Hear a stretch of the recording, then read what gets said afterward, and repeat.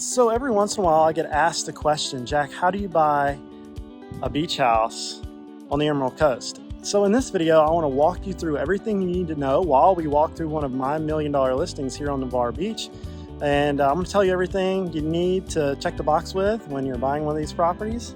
And I want you to feel comfortable in how to buy an expensive property. There's one thing about having a good home inspection. There's another thing about navigating the different parts of a beach house, because there's a lot to it.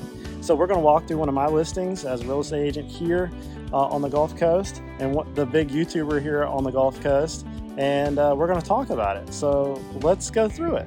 So when you're looking at Navarre Beach, you're thinking, hey, what's my price range and what's the lifestyle? Well, Navarre Beach is pretty small, little island type community, and a lot of the houses are either built, in the 80s, the 90s, and then you have the new builds like this one. This one was built 2019. It's in an HOA community, does allow Airbnbs, and it is just it's a great 1,660 square feet, 3-3. Everything is modernized. You have a great view of the water right here. Let's see if you can see that. So you can see that's Navarre Beach right there. Public access just down the street. The pier is probably a mile away. And on the other side, you have the sound that is also, you're able to pull up to by boat with a boardwalk to get into the community. This one was just built about a year ago. But, you're looking at a quality build. Here's another one over here going up. We have one going up right there. The view, you used to could see all the way to Pensacola Beach down there. But, the island's really starting to grow. You've got the pool right there, right underneath it. This house has 3 bedrooms, 2 regular, normal size bedrooms, and then the master. As you can see, this is the first bedroom. This bedroom actually has a pretty good view. Work on the house across the street. This one's got a good view. It's quality. It's got its own bathroom. As you can see, great bathroom. Hall bathroom for this bedroom, your guest bedroom.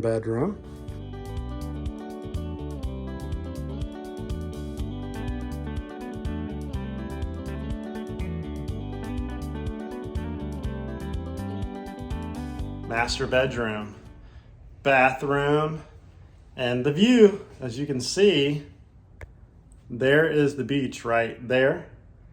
The clouds are starting to move out so you can see the turquoise water, because Navarre is one of the prettiest beaches on the planet, and it's also one of the least known about yet. And as you can see right there is the National Seashore sign, and you just go right into the national park, and it is nothing but water, sand, and opportunity from here to Pensacola Beach. There'll never be houses from there on to Pensacola Beach. It's crazy that you can have that much untouched sand, whether you're a fisherman, a surfer, kayaker. Like, you can get to 50 to 80 feet of water right there in less than a quarter mile to a half mile by kayak. You can catch wahoo, tuna, you can catch sailfish, tarpon. I've caught them right there. It's pretty wild. This is the end of the line. And whether you're a kayak fisherman, a surf fisherman, you just like the beach, you like to surf, whatever, right there will always be there. There will never be condos or anything down that way. And this house happens to be located right at the end. So if you're looking for tranquility, it is right there. You can get an access pass and you can go to it. You also have a lot of free beach access down the way, all the way to Navarre Beach or Navarre Pier. Where there's restaurants, there is a gas station, have everything just before going back over the bridge to Navarre itself. Great, beautiful place. I've done a lot of videos on it. Check those videos out. It's one of the top beaches anywhere. So you might be wondering, should I buy a new build on the beach or should I buy something that's a resale? And one thing I've learned about selling a lot of houses on the beach is whatever your maintenance cost is you think is on one of these, double it on the beach. That is just my opinion, because the salt spray, the hurricanes, everything, you will come into the situation where things don't last as long because of the salt. So buying a house that is a lot younger, a new build or something like this, was built 2019, the codes were different, the standards different, they're weatherized, there's a lot of things going on to keep those air conditioners from just rusting out and from the salt spray rusting nails out. And so when some of these houses were built, you know, were that nails galvanized? Were they rust proof? Some of these houses on the other side have gotten wet. So you got to be cognitive of, did they have water intrusion from the hurricanes when the water came over the island? That's why all these are on stilts. You'll know that yeah, they're built to wash through because the water will come over.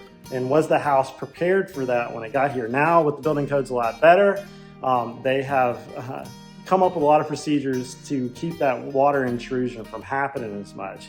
Trust me, some of the houses on the beach, they have all the hurricane clips underneath, and the structural clips got touched by salt water, and the houses they're just being knuckled together, you know what I mean? And yeah, they're still standing, still doing well, but you got to be very careful when you're buying a property on the beach. That's why I really like this property.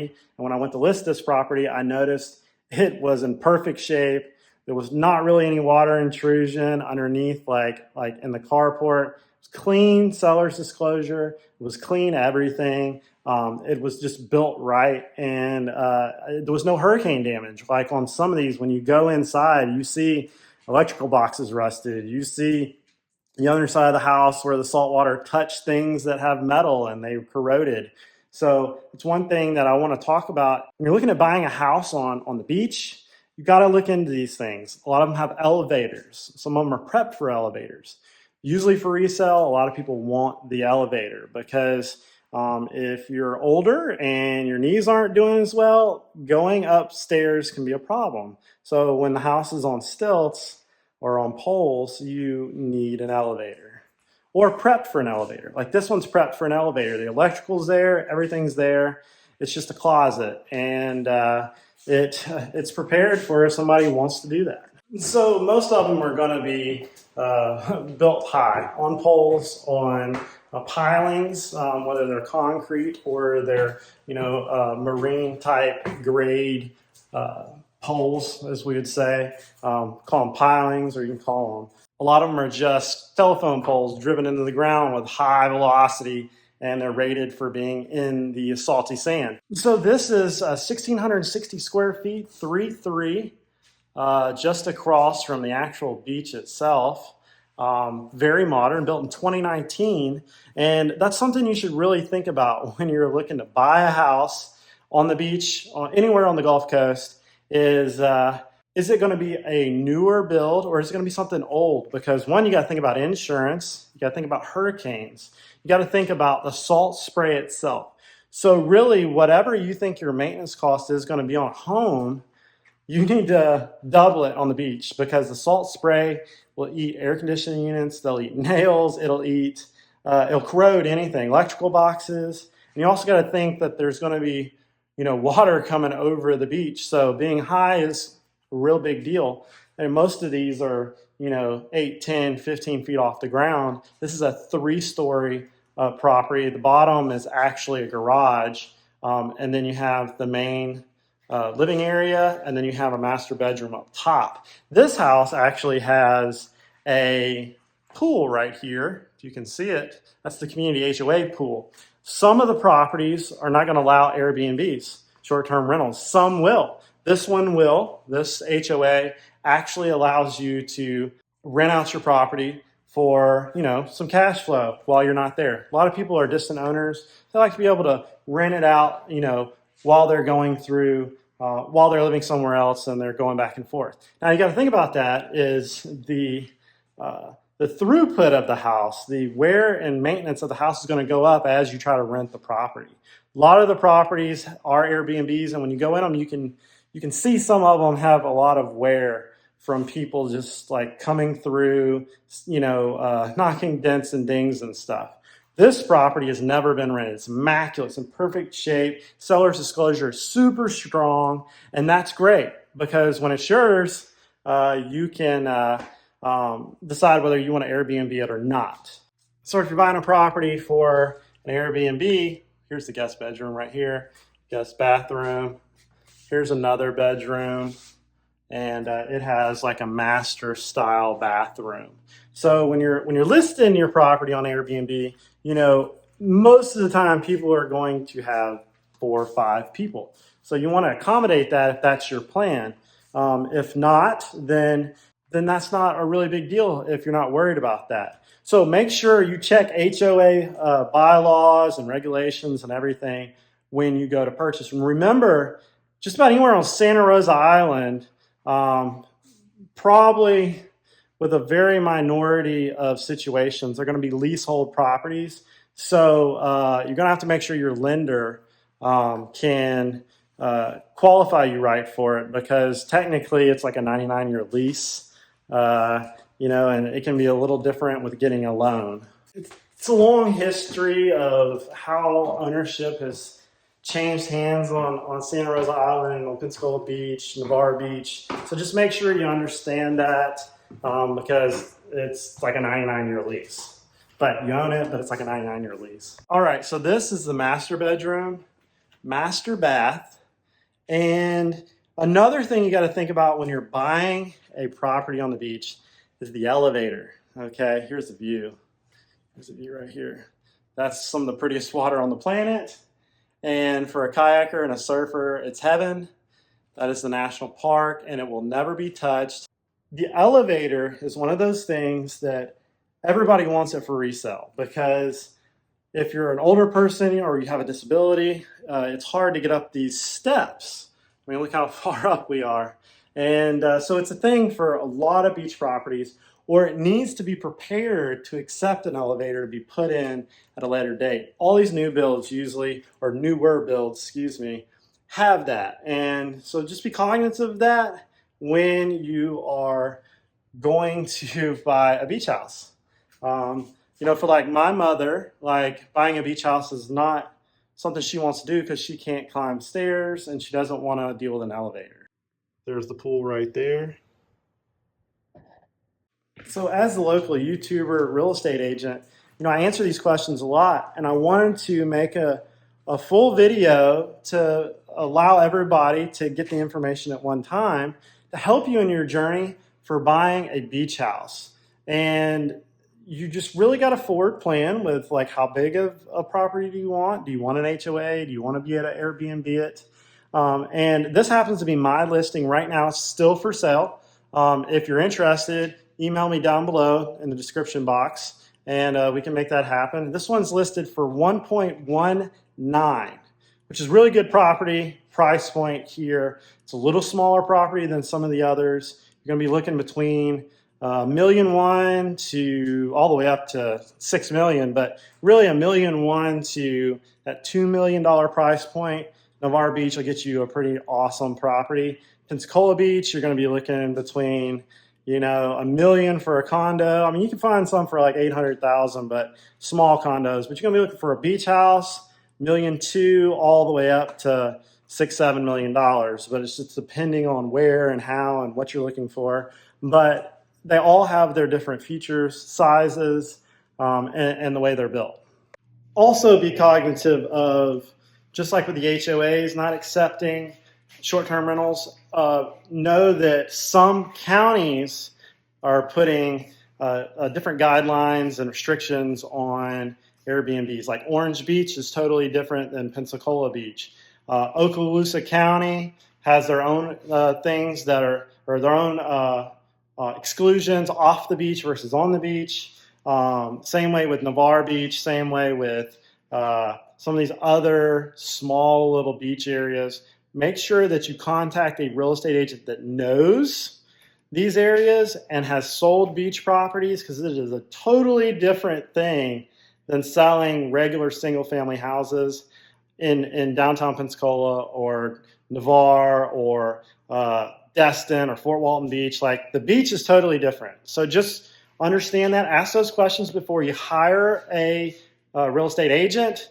So don't let your quality an idea of a agent be their suit and their slick hair. Make sure they can talk to you about the different things you need to know about buying a property on the beach. I wanted to make this video to just help educate everybody on the things to look out for when you're buying a property on the beach. And this one checks all the boxes. It's prepped for an elevator. It's up to building code. It's got a metal roof. It's off the ground. Insurance is very reasonable because of the way it was built. It has the stormproof windows. It's made it through Sally, and it was Sally approved. Like, it had very little damage from the hurricane itself, if to none. It is just shows you the difference in build quality. And make sure all builders are different. So make sure you do your homework on a property before you start. Sometimes they even have the plans from when they built it. This one actually has retracting shades. They're blinds that go up and down, I believe by remote control. So you can just bring them up and down, and in July, August on the beach, you will know why it's like that. Some even have tinted windows just because it gets scorching on the beach during the summer. So be prepared with that too. Blinds are going to be a must.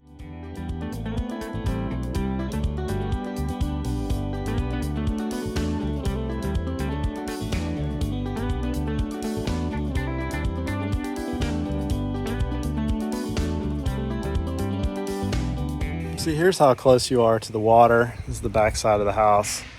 There's a little inlet that comes up in here for the community boardwalk. See, here's the waterway directly behind the property. And the boardwalk comes up, I believe, right over there. So there's access for a boat. That's the cool thing about, being on certain islands. You have the ability to pull a boat up to the house, if not have your own lift or boardwalk, etc. So this is what I'm referring to when I'm talking about the pilings right here, or piers, however you want to call them. They are treated wood that they drive down in the ground with this giant hammer, and they make the supports for the house itself. So the bottom layer is going to be washed through. Most people make it a garage, and they concrete the bottom just to make it usable. And that's why you hear a lot of pinging on the beach when you go out there, because they're driving these pilings. Sometimes they make them out of concrete blocks. Sometimes they make them out of concrete themselves. Really depends on what you want. If I was building one, the construction guys might disagree with me. I would rather have a concrete pier or concrete block, because I'm guessing these things are going to last 60 to 100 years. Then you might have to change them. But I don't know if there's anybody around from when the last ones were driven to know when you got to change them out. But they're usually really good treated wood that'll allow you to have some longevity. But if you ever have to change one, say they get broke, whatever, split, it can be difficult. So just understand that it can happen. This is the community pool right here in Spinnaker Court. Some of the communities have pools, some don't. It's great to have for that hot day you come back from the beach, and you just don't want to make it to the beach itself. So these are things to think about. I think it's kind of cool that this house is right by the pool, because you don't have to walk a long ways to get there. One thing you do not see on the beach, and what I really like about this property, is it's got its own yard. I mean, look at that grass. It's awesome. It's got the actual brick driveway, which is great. And you don't see that much. Usually you just get sand in the front yard or all concrete. And this one is very meticulously put together. It's even got a sprinkler system that allows for all this. It's pretty cool. I mean, it's above and beyond in quality. And for 1.119, it's a great house, Navarre Beach. And I just wanted to share that with everybody, because there's some really good properties out here, and you just really need somebody to put you at the right spot at the right time. I want you to realize, though, that buying a beach house is not that scary. You just got to know what to look for, and if you buy it right and you get your inspections done right, and you have somebody to hold your hand through the process, it's not that scary. You can find a way through. You can figure it out. You can find insurance. You can make it safe. You can make it hurricane strong. And you really got to weigh back and forth of How often do you think that hurricane's going to come through? Will we see another one in the next 5 or 10 years that was like Ivan? And houses did survive Ivan. They survived. They were built right and they did fine. Some didn't. And you saw that in the ones that got blown away. So just make sure that you forward plan it all and it'll be a good experience. So that's really the lowdown on how to buy a house on Pensacola Beach or Navarre Beach or anywhere on the Emerald Coast. Just check the boxes, check the HOA, know whether you can rent it or not. Have a good agent that can navigate you through this stuff. Make sure you see the HOA documents, the seller's disclosure, make sure it didn't flood, make sure the roof is adequate age, you know, if it's not metal, less than 15 years old. If it's metal, make sure you know how long the livelihood of the screws and the materials are. And then make sure you have a good lender that can navigate through it and get you the loan that you need. And I hope this helps, and I'll see you guys in the next video.